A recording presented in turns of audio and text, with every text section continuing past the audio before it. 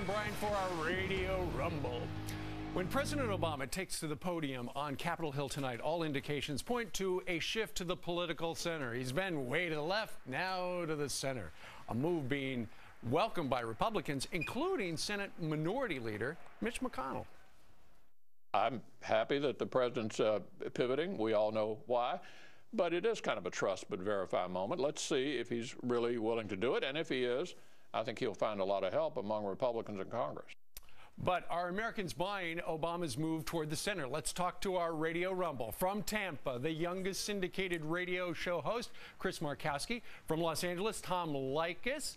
And from Atlanta, Martha Zoller. Good morning, everybody. Good morning. Good morning. All right, Tom Leykis, let's start with you. President's moving to the center. Does he mean it, or is this just what you do to get reelected? Of course it's what you do to get reelected. And guess what? What politician ever says what he's really thinking? Everybody sticks their finger in the air, and they decide what the public mood is, and then they try to respond accordingly. Obama did what he had to do to get elected, and he was very popular, and then what he promised didn't work out, and then the election came along this past November, and then we had a whole new shift in power in the House of Representatives. Now he's going to shift to the center.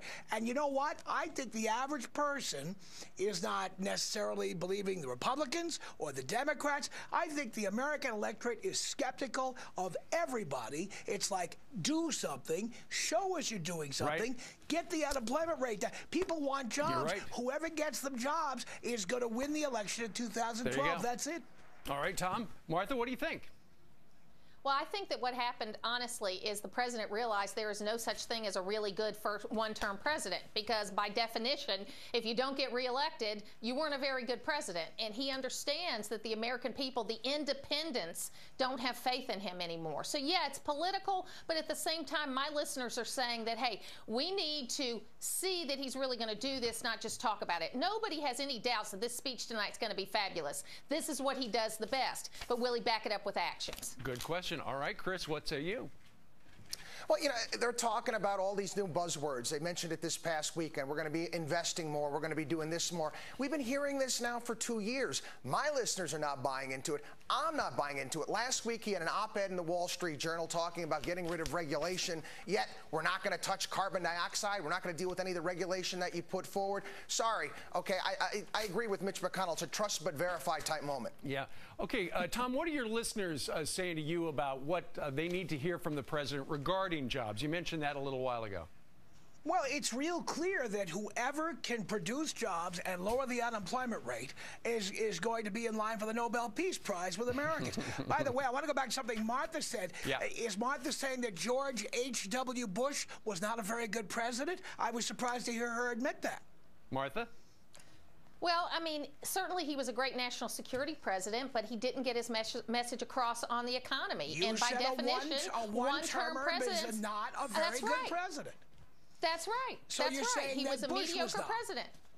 On that point, Tom, it sounds like that's what she's saying. That's what I'm saying. Meanwhile, Chris, before we get to what your audience is saying about jobs and the economy, the president's 5 pillars, or his recipe for jobs and the Nobel Peace Prize, as Tom just said, he's going to talk about innovation and education, infrastructure, which means we're going to have to spend some more dough on bridges and stuff like that, deficit reduction, and government reform. Chris? Yeah, didn't we just do this? Correct me if I'm wrong. Didn't we're supposed to just invest in all these various different things? Didn't we already have a stimulus package? If we want more jobs, we're going to have to, the government's got to get out of the way. You know, it's like Humpty Dumpty. All the king's horses and all the king's men can't put the economy back together again. If the government gets out of the way and allows capital to flow to the places that will actually use it correctly, we won't run into all these problems. Government's investing in solar power plants in Massachusetts that are closing down, in California that are closing down. The government has a bunch of bureaucrats. Since when are they good at deciding what investments are right and what investments are wrong? Yeah. Good point. You got to have deficit reduction. You've got to get regulations out of the way, and the government's got to stop picking winners and let the free market do its thing. All right. We're going to all be watching to see what the president has to say tonight. You can see it right here live on the Fox News channel. Chris and Martha and Tom, great Radio Rumble. Thank you very much.